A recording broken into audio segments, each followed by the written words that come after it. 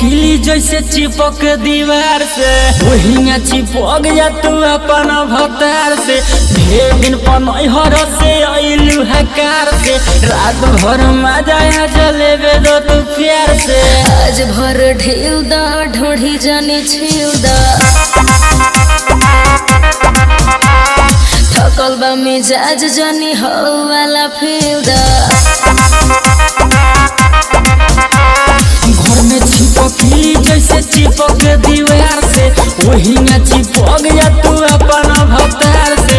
ढेर दिन पनहर से अइलू हकार से रात भर मजा आ जलेबे दो तू प्यार से।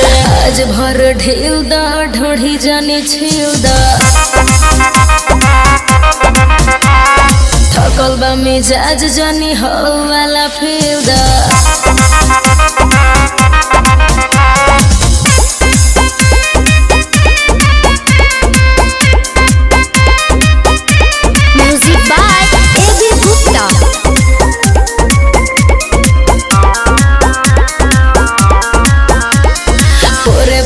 देह मोर टूटतावे हो मान जबल दम घुटतावे हो। आवो तनी पास बारा दास नइखे होत परती बा खेत जौन दिही आजुजो। आज भर ढेउ दा ढोढ़ी जाने छिउ दा